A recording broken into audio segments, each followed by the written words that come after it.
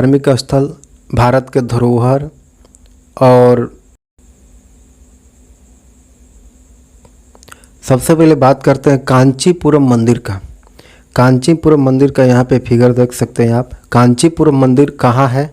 तो कांचीपुरम मंदिर जो है वह तमिलनाडु में है। तमिलनाडु कहाँ है? चेन्नई में। वहाँ पे कांचीपुरम का मंदिर है।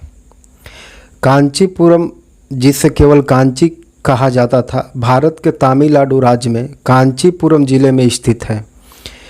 एक नगर है यह। कांचीपुरम जिला का मुख्यालय भी है। कांची हिंदू धर्म का एक अत्यंत महत्वपूर्ण तीर्थ स्थल है। यहाँ बहुत प्राचीन मंदिर है। यह हिंदू धार्मिक शिक्षा का भी शताब्दियों से केंद्र रहा है। कांचीपुरम में कांची पलार नदी के किनारे है। यह रेशमी साड़ियों के लिए प्रसिद्ध है। कांचीपुरम किसके लिए प्रसिद्ध है? तो कांचीपुरम जो है वह रेशमी साड़ियों के लिए प्रसिद्ध है।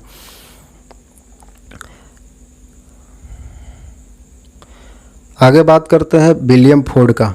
विलियम फोर्ड कहाँ है? तो विलियम फोर्ड जो है वह कोलकाता में है। कोलकाता कहाँ है? तो पश्चिम बंगाल में है। चलिए उससे समझते हैं कुछ तथ्य, विलियम फोर्ड से संबंधित कुछ तथ्य कि विलियम फोर्ड है क्या, कहाँ है। विलियम फोर्ड जो है वह कोलकाता में हुगली नदी के पूर्वी किनारे पर बना है। यह एक किला है जिसे ब्रिटिश राज के दौरान बनाया गया था।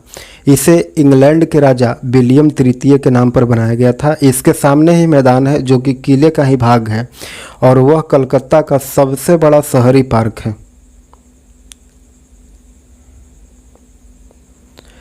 आगे बात करते हैं हवा महल के। हवा महल कहाँ है? हवा महल देखिए, हवा महल कहाँ है? तो हवा महल जो है वह जयपुर में है। जयपुर कहाँ है? तो राजस्थान में है जयपुर। और हवा महल जो है वह जयपुर में है। तो हवा महल भारतीय राज्य के राजस्थान में स्थित है और यह राजघराना से संबंधित है। एक राजसी महल है यह। इसे सन 1799 में महाराजा सवाई प्रताप सिंह ने बनवाया था और इसे किसी राज मुकुट की तरह वास्तुकार लालचंद उस्ता के द्वारा डिजाइन किया गया है। इसकी अद्वितीय 5 मंजिला इमारत जो है ऊपर से केवल 1.5 फुट चौड़ी है। 5 मंजिला जो इमारत है ऊपर से केवल 1.5 फुट चौड़ा है और बाहर से देखने पर मधुमक्खी के छत्ते के समान दिखाई देता है, जिसमें 953 बेहद खूबसूरत और आकर्षक छोटी छोटी जालीदार खिड़कियां लगाया गया है, जिसे झरोखा कहते हैं। इन खिड़कियों को जालीदार बनाने के पीछे मूल भावना यह था कि किसी की निगाह पड़े पर्दा प्रथा का सख्ती से पालन करती थी और राजघराने की महिलाएं इन खिड़कियों से महल के नीचे सड़कों के समारोह और गलियों में होने वाले रोजमर्रा की जिंदगी की गतिविधियों को अवलोकन करती थी। इसीलिए इसको बनाया गया था। आगे देखेंगे झूलता हुआ मीनार कहाँ है। झूलता हुआ मीनार कहाँ है? तो यह अहमदाबाद में है। झूलता हुआ मीनार, झूलता हुआ मीनार ऐसा माना जाता है कि इस मस्जिद का निर्माण या तो सुल्तान अहमद शाह के गुलाम सिद्दी वसीर ने करवाया होगा या फिर मलिक सुरंग ने, जो गुजरात के सुल्तान महमूद बेंगड़ा का दरबारी था। इस मीनार की खासियत यह है कि मीनारों को किसी एक भी झटके का अनुभव कुछ समय के बाद अन्य मीनारों को हिलने का होगा। यानी अगर मीनार का कोई भी एक मंजिला हिलता है तो उसके बाद अन्य मंजिलें भी हिलने लगती है। यह मीनार कंपन बल से हिलती है, जबकि कुछ ऐसा शक्ति यहाँ काम नहीं करती है जिससे यह मीनार हिलती रहती है। इसीलिए इसको झूलता हुआ मीनार कहा गया है। आगे बात करते हैं हम लोग मीनाक्षी मंदिर कहाँ है। मीनाक्षी मंदिर जो है वह मदुरई में है। मदुरई कहाँ है? तो तमिलनाडु में है मदुरई। मीनाक्षी मंदिर की खासियत क्या है? मीनाक्षी मंदिर से संबंधित कुछ एग्जाम फैक्ट को देखेंगे। जैसे हम लोग मीनाक्षी सुंदेश्वरम, मीनाक्षी मंदिर अम्मा मंदिर के नाम से भी जानते हैं। यह केवल मीनाक्षी मंदिर के नाम से भारत और तमिलनाडु राज्य में मदुरई नगर में स्थित है। यह एक ऐतिहासिक मंदिर है। यह हिंदू देवता शिव सुंदेश्वर या फिर सुंदर ईश्वर के रूप एवं उसकी भार्या देवी पार्वती, जिनका नाम मीनाक्षी था, या फिर मछली के आकार की आँख वाली देवी के लिए इस मंदिर का नाम पड़ा था मीनाक्षी मंदिर। मछली पांड्य राजाओं का राज्य चिन्ह था। यह मंदिर तमिल भाषा के गिरि स्थान वर्ष पुराने मदुरई नगर में जीवन रेखा है। आगे बात करते हैं बृहदेश्वर मंदिर के लिए। बृहदेश्वर मंदिर कहाँ है? तो बृहदेश्वर मंदिर जो है वह तंजावुर में है। तंजावुर कहाँ है? तो तमिलनाडु में है। और बृहदेश्वर मंदिर जो है तंजावुर के तमिलनाडु में है। देखते हैं उससे संबंधित कुछ तथ्य। यहाँ पे बृहदेश्वर मंदिर का फिगर देख सकते हैं, मीनाक्षी मंदिर का, सभी मंदिरों का फिगर यहाँ पे दिया गया है और कुछ एग्जाम फैक्ट भी दिए गए हैं जो बहुत ही महत्वपूर्ण होगा, खास करके कॉम्पिटिटिव एग्जाम के लिए या फिर आने वाले एग्जामों के लिए। तो बृहदेश्वर मंदिर या फिर राजेश्वर मंदिर तमिलनाडु के तंजौर में स्थित है। यह मंदिर कहाँ है? तो तंजौर में स्थित है। एक हिंदू मंदिर है जो 11वीं सदी के आरंभ में बनाया गया था। इसे पुरुवेटियार केविल भी कहते हैं। इस मंदिर को पुरुवेटियार केविल भी कहते हैं। यह मंदिर पूरी तरह ग्रेनाइट से निर्मित है। विश्व में यह अपनी तरह का पहला और एकमात्र मंदिर है जो ग्रेनाइट का बना हुआ है। बृहदेश्वर मंदिर विश्व में एकमात्र ऐसी मंदिर है जो ग्रेनाइट से बनी है।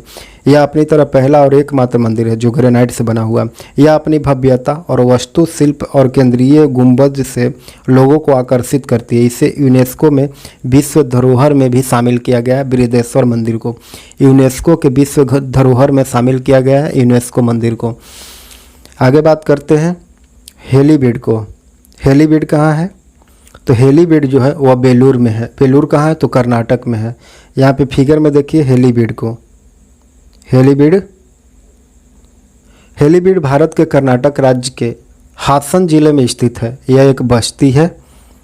यह एक महत्वपूर्ण ऐतिहासिक हिंदू और जैन स्थल है जो पूर्व काल में होयसल राजवंश के राजधानी भी रहा है। हेलीबीड पहले होयसल राजवंश की राजधानी भी था और शायद उसी के नाम पर यहाँ पर जो हिंदू और जैन के धार्मिक स्थल है उसका नाम पड़ा होगा।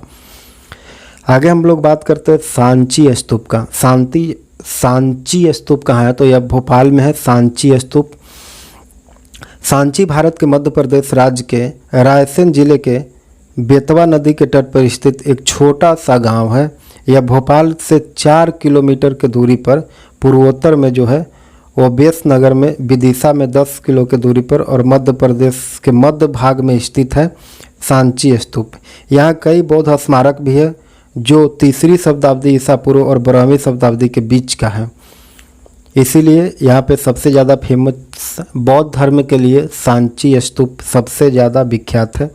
आगे हम लोग बात करते हैं दक्षिणेश्वर मंदिर से संबंधित। दक्षिणेश्वर मंदिर का फिगर देखिए यहाँ पे दिया गया है। दक्षिणेश्वर मंदिर है कहाँ? दक्षिणेश्वर मंदिर जो है वह कोलकाता में है। दक्षिणेश्वर मंदिर कोलकाता में। कोलकाता कहाँ है? पश्चिम बंगाल में। दक्षिणेश्वर काली मंदिर जो है उत्तर कोलकाता के बैरकपुर में विवेकानंद सेतु के कोलकाता छोर के निकट हुगली नदी के किनारे स्थित है। यह मुख्य देवी भवतारिणी जो हिंदू देवी की काली माता है, यह कलकत्ता के सबसे प्रसिद्ध मंदिरों में से है और कई मायनों में कालीकट मंदिर के बाद सबसे प्रसिद्ध काली मंदिर है और इसे रानी रासमणी ने बनवाया था। दक्षिणेश्वर मंदिर को किसने बनवाया था? तो रानी रासमणी ने दक्षिणेश्वर मंदिर को बनवाया था। आगे हम लोग बात करते हैं सोमनाथ मंदिर को। सोमनाथ मंदिर कहाँ है? तो गुजरात में है सोमनाथ मंदिर। सोमनाथ मंदिर के बारे में कुछ जानेंगे एग्जाम फैक्ट। सोमनाथ जो है वह गुजरात में है। यह अत्यंत प्राचीन व ऐतिहासिक तथा हिंदुओं का चुनिंदा और महत्वपूर्ण मंदिरों में से एक है। इसे आज भी भारत के 12 ज्योतिर्लिंगों में सर्वप्रथम ज्योतिर्लिंग के रूप में माना गया है। गुजरात के सौराष्ट्र के क्षेत्र में वेरावल बंदरगाह में स्थित इस मंदिर के बारे में कहा जाता है कि इसका निर्माण स्वयं चंद्रदेव ने करवाया था। इसका उल्लेख ऋग्वेद में मिलता है। सोमनाथ मंदिर का। सोमनाथ मंदिर कहाँ है? तो गुजरात में है। आगे बात करते हैं महाबलेश्वर मंदिर के बारे में। महाबलेश्वर मंदिर कहाँ है? तो महाबलेश्वर मंदिर जो है वह महाराष्ट्र में है। महाबलेश्वर भारत के महाराष्ट्र प्रांत का एक नगर है जो सौरगाह नगर या फिर महाबलेश्वर दक्षिण पश्चिम महाराष्ट्र में स्थित है। यह मंदिर मुंबई से 64 किलोमीटर दक्षिण पूर्व में है और सतारा नगर के पश्चिमोत्तर में पश्चिमी घाट की सह्याद्री पहाड़ियों में 1438 मीटर की ऊंचाई पर अवस्थित है। कोकण मैदान का मनोरम दृश्य प्रस्तुत करता है महाबलेश्वर मंदिर। आगे बात करते हैं हम दिलवाड़ा के जैन मंदिर कहाँ है? तो माउंट आबू में दिलवाड़ा के जैन मंदिर है। जैन मंदिर कहाँ है? दिलवाड़ा के जैन मंदिर कहाँ है? तो माउंट आबू में दिलवाड़ा के जैन मंदिर है। दिलवाड़ा के जैन मंदिर 5 मंदिरों का एक समूह है। दिलवाड़ा के जैन मंदिर जो है वह 5 मंदिरों का समूह में है। राजस्थान के सिरोही जिला के माउंट आबू नगर में स्थित है। इन मंदिरों का निर्माण 11वीं से लेकर के 13वीं सदी में किया गया था। और यह शानदार मंदिर जो है वह जैन धर्म के तीर्थंकरों को समर्पित है। दिलवाड़ों के मंदिरों में बीमल बसाही मंदिर का प्रथम तीर्थंकर जो था वह सर्वाधिक प्राचीन है, जो 1031 में बना था।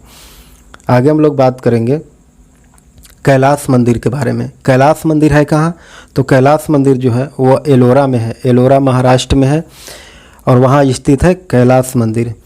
कैलाश मंदिर संसार में अपने ढंग का अनूठा वस्तु है, जिसे मालखेड़ा स्थित राष्ट्रकूट वंश के नरेश कृष्ण प्रथम लगभग 757 से लेकर के 783 के बीच में निर्मित करवाया था। यह एलोरा के औरंगाबाद जिले में स्थित है। समूचे पर्वत को तराश करके इसे द्रविड़ शैली के मंदिर का रूप दिया गया। कहने का मतलब है कि इसको एक चट्टान के काट करके बनाया गया। इसका निर्माण ऊपर से नीचे की ओर किया गया है। मंदिर के भीतर और बाहर चारों तरफ जो है वह मूर्तियां अलंकृत हैं। इसको दोनों ओर विशालकाय हाथी का चित्र बना है। यह पहाड़ के काट करके बनाया गया है। देखिए यहाँ पे मंदिर का चित्र दिया गया है। यह मंदिर जो है पहाड़ को काट करके बनाया गया, न कि यहाँ पे कुछ पत्थर और ईंट रख करके बनाया गया है। आगे बात करते हैं हम लोग त्र्यंबकेश्वर मंदिर। त्र्यंबकेश्वर मंदिर कहाँ है? तो त्र्यंबकेश्वर मंदिर जो है वह नासिक में स्थित है। त्र्यंबकेश्वर ज्योतिर्लिंग मंदिर है, महाराष्ट्र प्रांत के नासिक जिले में स्थित है। भगवान शिव का यह मंदिर जो है भगवान शिव के लिए प्रसिद्ध है। मंदिर के अंदर एक छोटे से गड्ढे में 3 छोटे छोटे शिवलिंग है। मान्यता के अनुसार कहा जाता है कि यह तीनों छोटे छोटे शिवलिंग जो है वह ब्रह्मा, विष्णु और शिव, ये तीनों देवी का प्रतीक माने जाते हैं। आगे हम लोग बात करते हैं तट मंदिर के लिए। तट मंदिर कहाँ है? यहाँ पे फिगर देखिए तट मंदिर का। तट मंदिर है कहाँ? तो महाबलीपुरम तमिलनाडु में स्थित है तट मंदिर। तट मंदिर तटीय मंदिर जो है इसका नाम इसलिए मिला क्योंकि बंगाल के खाड़ी के तट पर ही स्थित है यह मंदिर। इस मंदिर में दक्षिण भारत के सबसे प्राचीन तट मंदिर में दक्षिण भारत के सबसे प्राचीन मंदिरों में से एक माना जाता है, जिसका संबंध 8वीं शताब्दी में यह मंदिर द्रविड़ वास्तुकला का बेहतरीन नमूना है। यहाँ 3 मंदिर है। बीच में भगवान विष्णु का मंदिर है, जिसको दोनों तरफ के शिव मंदिर है। मंदिर के टकराती सागर की लहरें एक अनोखा दृश्य प्रस्तुत करती है तट मंदिर के लिए। आगे बात करते हैं रामेश्वरम मंदिर कहाँ है? तो रामेश्वरम मंदिर जो है वह तमिलनाडु में स्थित है। रामेश्वरम मंदिर कहाँ है? तो रामेश्वरम मंदिर जो है वह तमिलनाडु में है। रामेश्वरम जो है वह हिंदुओं का एक प्रसिद्ध तीर्थ स्थल है। यह तमिलनाडु के रामनाथपुर जिले में स्थित है। यह तीर्थ हिंदुओं के 4 धामों में से एक है। इसके अलावा यहाँ स्थापित शिवलिंग 12 शिवलिंगों में से एक माना जाता है। भारत के उत्तर की काशी की जो मान्यता है वही दक्षिण की रामेश्वरम की मान्यता है। उत्तर में जो काशी जिसके लिए फेमस है वैसा ही दक्षिण में रामेश्वरम फेमस है। यह चेन्नई से 450 किलोमीटर दूरी पर स्थित है। आगे हम लोग बात करते हैं एलिफेंटा मंदिर के लिए। एलिफेंटा कहाँ है? तो एलिफेंटा जो है वह महाराष्ट्र में है। और एलिफेंटा है क्या, उससे संबंधित कुछ बातों को जानेंगे। एलिफेंटा की गुफा जो है वह धारापुरी गुफा है। भारत में मुंबई के गेटवे ऑफ इंडिया से लगभग 12 किलोमीटर के दूरी पर स्थित है। एक स्थल है जो अपनी कलात्मक गुफाओं के लिए फेमस है। एलिफेंटा जो है वह गुफा है, वहाँ पे खाली गुफा है, वह अपनी कलात्मक गुफाओं के कारण प्रसिद्ध है। यहाँ 7 गुफा है। मुख्य गुफा में 26 गो स्तंभ है यानी पिलर है, जिसमें शिव की कई रूपों को दिखाया गया है। पहाड़ियों को काट करके बनाया गया है। मूर्तियाँ दक्षिण भारतीय कला का वहाँ पे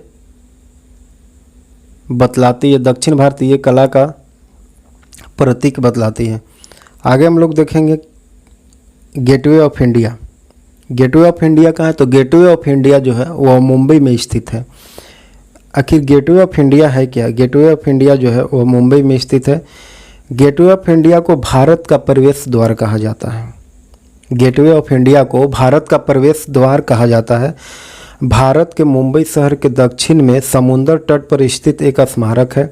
इसको दिसंबर 1911 में अपोलो वंडर यानी मुंबई उस समय बम्बे पर ब्रिटिश सम्राट जॉर्ज पंचम और महारानी मैरी के प्रथम आगमन की याद में बनाया गया था। गेटवे ऑफ इंडिया को क्यों बनाया गया था?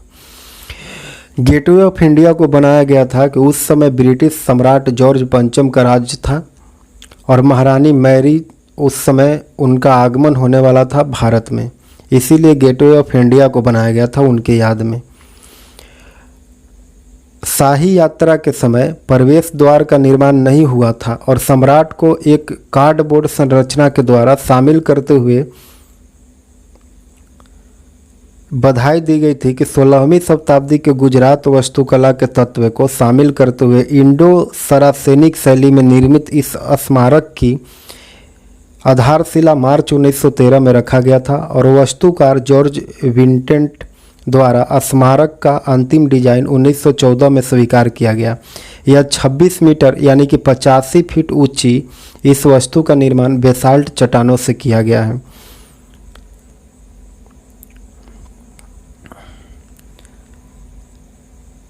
आगे हम लोग देखेंगे नटराज मंदिर कहाँ है। तो नटराज मंदिर जो है वह चिदम्बरम तमिलनाडु में स्थित है। और फिर दूसरा में कहाँ है? दूसरा में वेंकटेश्वर मंदिर कहाँ है? दूसरा आगे है, दूसरा वेंकटेश्वर मंदिर जो है वह तिरुपति में है, आंध्र प्रदेश में है तिरुपति। सबसे पहले हम बात करते हैं नटराज मंदिर के बारे में। तो मीनाक्षी सुंदरेश्वरम मंदिर यानी मीनाक्षी जो है वो उसको मीनाक्षी अम्मा मंदिर या फिर केवल मीनाक्षी मंदिर के नाम से भारत के तमिलनाडु राज्य के मदुरई नगर में स्थित एक ऐतिहासिक मंदिर है। यह हिंदू देवता शिव सुंदरेश्वरम या भी सुंदर ईश्वर के रूप को भी बतलाता है। वेंकटेश्वर मंदिर की बात करें तो वेंकटेश्वर मंदिर जो है वह तिरुपति वेंकटेश्वर मंदिर ये तिरुपति में स्थित है, एक प्रसिद्ध हिंदू तीर्थ स्थल है। तिरुपति भारत के सबसे प्रसिद्ध तीर्थ स्थलों में से एक है। यह आंध्र प्रदेश के चित्तूर जिला में स्थित है। प्रतिवर्ष लाखों की संख्या में दर्शनार्थी यहां आते हैं और समुद्र तल से 3200 फीट की ऊंचाई पर यह स्थित है। तिरुमाला की पहाड़ियों में यह बनाया गया है। श्री वेंकटेश्वर मंदिर यहाँ का सबसे बड़ा आकर्षक है। कई शताब्दी पूर्व यह मंदिर दक्षिण भारतीय वास्तुकला और शिल्पकला का अद्भुत उदाहरण भी रहा है, वेंकटेश्वर मंदिर। आगे हम लोग बात करते हैं रॉक गार्डन का। रॉक गार्डन और बुलंद दरवाज़ा। यहाँ पे देखिए रॉक गार्डन और बुलंद। रॉक गार्डन है कहाँ? रॉक गार्डन जो है वह चंडीगढ़ में स्थित है। और बुलंद दरवाज़ा कहाँ है? तो बुलंद दरवाज़ा जो है वह फतेहपुर सीकरी में स्थित है। दोनों के बारे में जानेंगे कुछ एग्जाम फैक्ट को। तो बुलंद दरवाज़ा रॉक गार्डन जो है, सबसे पहले हम लोग देखेंगे रॉक गार्डन के बारे में। रॉक गार्डन, इसको रॉक गार्डन ऑफ चंडीगढ़ एक शिल्पकृत गार्डन स्थात उदाहरण है जो भारतीय राज्य चंडीगढ़ में स्थित है और यह मुख्य रूप से नेकचंद सैनी गार्डन के नाम से जानता है। रॉक गार्डन को एक और नाम से जाना जाता है, मतलब यही नाम से सबसे ज़्यादा फेमस था यह। इसका नाम है नेकचंद सैनी गार्डन। इसका निर्माण नेकचंद सैनी ने करवाया था और पूर्व में यह इतना बड़ा नहीं था, लेकिन वर्तमान में लगभग 40 एकड़ में यह गार्डन जो है वो फैला हुआ है। रॉक गार्डन जो है 40 एकड़ में फैला हुआ है। फिर आगे क्या था? बुलंद दरवाज़ा के बारे में। बुलंद दरवाज़ा के बारे में जानेंगे। तो बुलंद दरवाज़ा क्या है? तो बुलंद दरवाज़ा जो है वह भारत के उत्तर प्रदेश के आगरा शहर में 43 किलोमीटर दूर फतेहपुर सीकरी नामक स्थान पर स्थित है। एक दर्शनीय स्मारक। इसका निर्माण अकबर ने करवाया था 1602 में। 1602 में अकबर ने इसका निर्माण करवाया था। बुलंद शब्द का अर्थ क्या होता है? बुलंद शब्द का अर्थ होता है महान या फिर ऊंचा या फिर बड़ा। अपने नाम का सार्थक करने वाला यह स्मारक जो है वह विश्व का सबसे बड़ा प्रवेश द्वार है। हिंदू और फारसी स्थापत्य कला का अद्भुत उदाहरण है बुलंद दरवाज़ा और यह भव्यता के द्वार के नाम से भी जाना जाता है। आगे हम लोग बात करते हैं नटराज मंदिर के बारे में।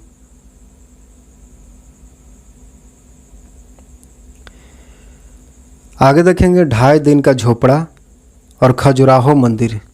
2.5 दिन के झोपड़ा कहाँ स्थित है और 2.5 दिन का झोपड़ा है क्या, उससे संबंधित हम लोग यहाँ पे कुछ फैक्ट जानेंगे। तो अभी तक आप हमारे YouTube चैनल को सब्सक्राइब नहीं किए हैं, इसको सब्सक्राइब कर दें और इसको लाइक करें, शेयर करें। 2.5 दिन के झोपड़ा अभी हम लोग यहाँ पे पढ़ रहे थे।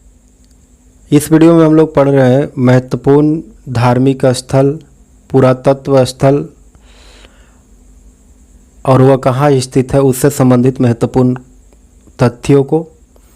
तो हम लोग अभी देखेंगे 2.5 दिन के झोपड़ा है कहाँ। तो 2.5 दिन के झोपड़ा जो है वो अजमेर में स्थित है। अजमेर कहाँ है, तो अजमेर जो है वह राजस्थान में है।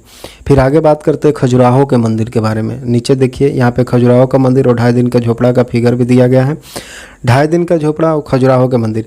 तो खजुराहो के मंदिर कहाँ है, तो यह छतरपुर में। छतरपुर कहाँ है, तो मध्य प्रदेश में स्थित है। अब जानते हैं कुछ एग्जाम फैक्ट को। 2.5 दिन के झोपड़ा है क्या। 2.5 दिन का झोपड़ा जो है यह राजस्थान के अजमेर में स्थित है। यह मस्जिद है। 2.5 दिन का झोपड़ा जो है वह मस्जिद है, ना कि कोई झोपड़ा झोपड़ी है। इसका निर्माण सिर्फ 2.5 दिन में किया गया था, इसीलिए इसका नाम 2.5 दिन का झोपड़ा पड़ा था। 2.5 दिन का झोपड़ा बोला जाता है इसको। आगे बात करते हैं हम लोग खजुराहो मंदिर के बारे में।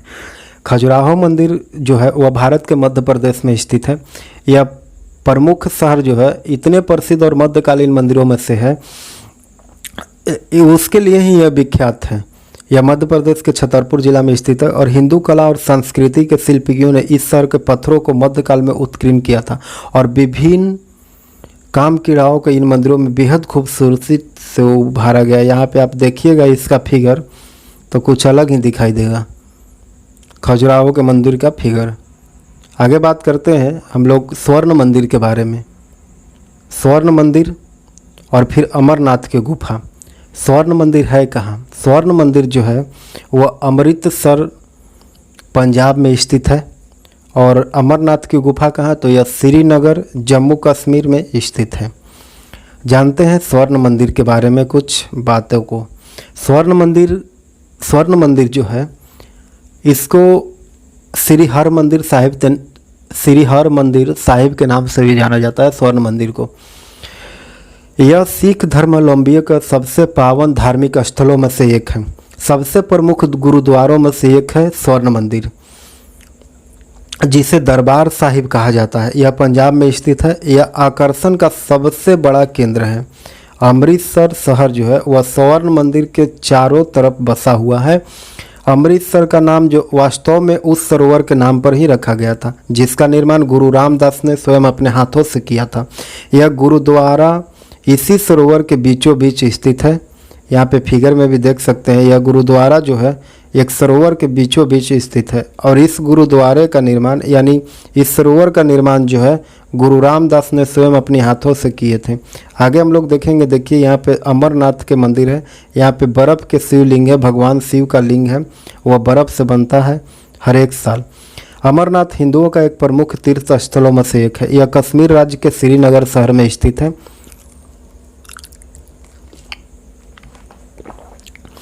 शहर के उत्तर पूर्व में स्थित है। यहाँ गुफाओं के अंदर भगवान अमरनाथ विराजमान है। यह भगवान शिव के प्रमुख धार्मिक स्थलों में से एक है। अमरनाथ को तीर्थ का तीर्थ कहा जाता है। अमरनाथ जो धाम है उसको तीर्थों का तीर्थ कहा जाता है, क्योंकि यहाँ पर भगवान शिव ने पार्वती को अमरत्व का रहस्य बतलाया था, इसीलिए इसका नाम जो है अमरनाथ पड़ा। इस जगह का नाम अमरनाथ पड़ा या फिर भगवान के शिवलिंग का नाम भी अमरनाथ पड़ा, क्योंकि यहाँ पे भगवान शिव ने पार्वती को अमर होने का रहस्य बताया था। आगे बात करते हैं हम लोग जगन्नाथ मंदिर के बारे में। जगन्नाथ मंदिर कहाँ है और माँ वैष्णो देवी के मंदिर कहाँ है। जगन्नाथ मंदिर कहाँ है, तो जगन्नाथ मंदिर जो है वह पुरी में है। पुरी कहाँ है, तो पुरी जो है उड़ीसा में है। तो जगन्नाथ मंदिर पुरी में है।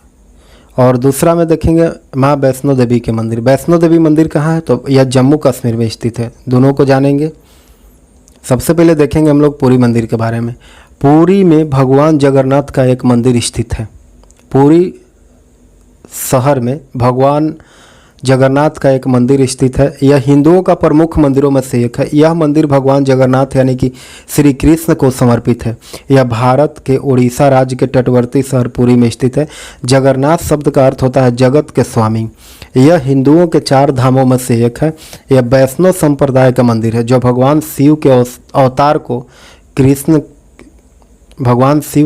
कृष्ण को समर्पित है। भगवान विष्णु के अवतार जो हैं वह कृष्ण को समर्पित है। आगे हम लोग बात करते हैं वैष्णो देवी मंदिर के बारे में। यहाँ पे देखिए फिगर में वैष्णो माता का फिगर है, यहाँ पे मंदिर है।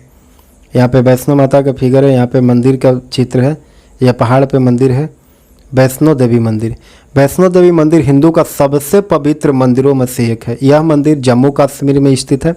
यह त्रिकुटा या फिर त्रिकुट पर्वत पर स्थित है। यह धार्मिक स्थल आराध्य देवी माँ वैष्णो को समर्पित है। आगे हम लोग बात करते हैं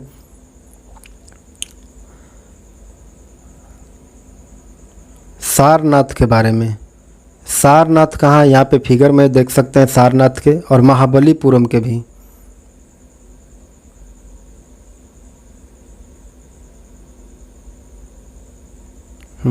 सारनाथ कहाँ है? तो सारनाथ जो है वह वाराणसी में स्थित है। और महाबलीपुरम कहाँ है? तो महाबलीपुरम जो है वह चेन्नई में है। सारनाथ बनारस में, वाराणसी में उत्तर प्रदेश में, और महाबलीपुरम जो है वह चेन्नई में है। आगे हम लोग बात करते हैं सारनाथ के बारे में। सारनाथ काशी वाराणसी उत्तर प्रदेश में स्थित है।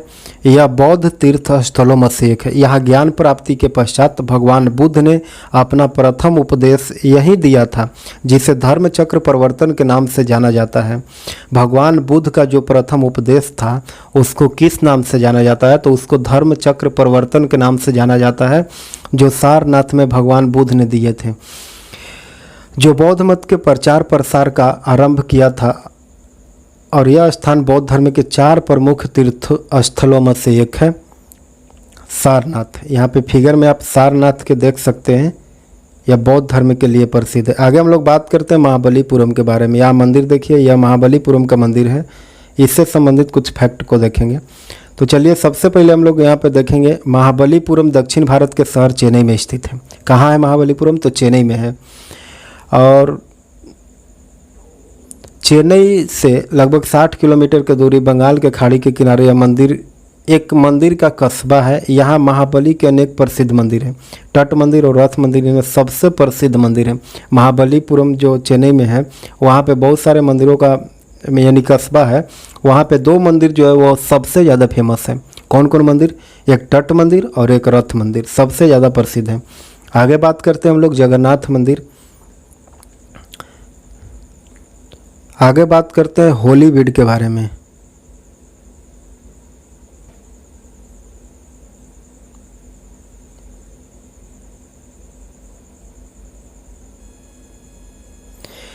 आगे देखेंगे निशांत बाग और शालीमार बाग। निशांत बाग क्या है और शालीमार बाग क्या है और कहाँ अवस्थित है, उससे संबंधित बातों को जानेंगे यहाँ। तो सबसे पहले बात करते हैं निशांत बाग है कहाँ। निशांत बाग जो है वह श्रीनगर में स्थित है। निशांत बाग है कहाँ? तो निशांत बाग जो है वह श्रीनगर में है। और क्या है? शालीमार बाग। शालीमार बाग कहाँ है? तो शालीमार बाग जो है वो भी श्रीनगर में है। जानते हैं इनके बारे में कुछ तथ्य को। यहाँ पे जैसे बात करते हैं हम निशांत बाग के, यहाँ पे फिगर में देखिए निशांत बाग के बारे में दिया गया है और नीचे फिगर में देखिए शालीमार बाग के बारे में। तो निशांत बाग जो है वह भारत के केंद्र शासित प्रदेश जम्मू कश्मीर के श्रीनगर के निकट डल झील के पूर्वी स्थित सीढ़ी नुमा मुगल बाग है। यह कश्मीर घाटी का सबसे बड़ा मुगल बागों में से एक है निशांत बाग। निशांत बाग शब्द जो है वह उर्दू भाषा का शब्द है जिसका अर्थ होता है हर्ष का उद्यान अथवा खुशियों का बगीचा। निशांत का मतलब क्या होता है? हर्ष का बगीचा या फिर खुशियों का बगीचा। दूसरा में हम लोग बात कर रहे थे शालीमार बाग के। शालीमार बाग भी वही था। कहाँ? श्रीनगर में। शालीमार बाग के जानेंगे उसके बारे में। शालीमार बाग जो है वह भारत के जम्मू और कश्मीर राज्य में विख्यात है। यह उद्यान है जो मुगल बाग का एक उदाहरण है। इसे मुगल बादशाह जहांगीर ने श्रीनगर में बनवाया था। शालीमार बाग को जहांगीर ने बनवाया था। यह ग्रीष्मकालीन राजधानी था श्रीनगर। जहांगीर का राजधानी था श्रीनगर, और भारत के उत्तरी राज्य जम्मू और कश्मीर के ग्रीष्मकालीन राजधानी थी श्रीनगर। इसे जहांगीर ने अपने प्रिय और बुद्धिमती पत्नी मेहरुन्निसा के लिए बनवाया था। मेहरुन्निसा के लिए शालीमार बाग बनाया था। यहाँ पे देखिए शालीमार बाग का। आगे हम लोग बात करते हैं अजंता के एलोरा के बारे में। यहाँ पे फिगर में देख सकते हैं। और शांति निकेतन के बारे में। अजंता के एलोरा कहाँ है तो औरंगाबाद महाराष्ट्र में है, और शांति निकेतन कहाँ है तो कोलकाता के पश्चिम बंगाल में है। कोलकाता कहाँ है तो पश्चिम बंगाल में, शांति निकेतन कोलकाता में है। सबसे पहले हम लोग यहाँ पे देखेंगे कि अजंता जो है वह एक पुरातात्विक स्थल है जो भारत के औरंगाबाद के महाराष्ट्र से 30 किलोमीटर यानी 18.6 मील की दूरी पर स्थित है। इन्हें राष्ट्रकूट वंश के शासक ने बनवाया था। इसका मूल नाम था मेरुठ। यह अपनी स्मारक गुफाओं के लिए प्रसिद्ध है। इसे यूनेस्को के विश्व धरोहर में भी घोषित किया गया है अजंता की एलोरा को। आगे बात करते हैं हम लोग शांति निकेतन क्या है। शांति निकेतन जानते हैं कोलकाता में है। कोलकाता का है पश्चिम बंगाल में। तो शांति निकेतन है क्या? शांति निकेतन जो है वह बंगाल के बीरभूम जिले के अंतर्गत बेलपुर में समित छोटा सा शहर है जो कोलकाता के लगभग 180 किलोमीटर उत्तर की ओर स्थित है। नोबेल पुरस्कार विजयी कवि रविंद्रनाथ टैगोर के द्वारा विश्व भारती विश्वविद्यालय की स्थापना के कारण यह नगर प्रसिद्धि में आया था। शांति निकेतन जो है।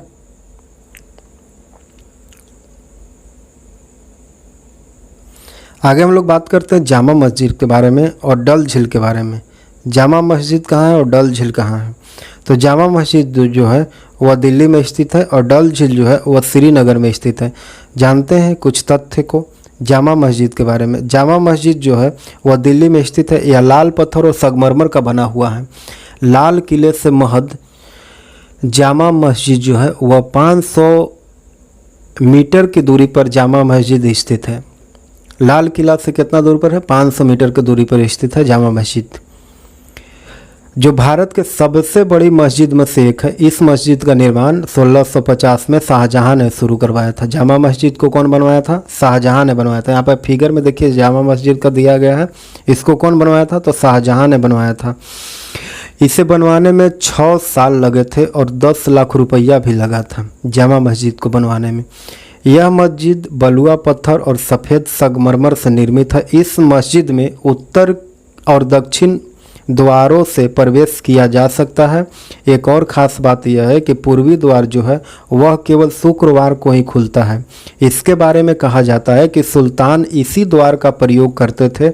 इसका प्रार्थना या फिर गृह बहुत ही सुंदर है। इसमें 11वें मेहराब है, जिसके बीच वाले मेहराब अन्य से कुछ बड़ा है। इसके ऊपर बने गुंबद जो है वह सफ़ेद और काले संगमरमर से सजाया गया है, जो निजामुद्दीन दरगाह का भी याद दिलाता है।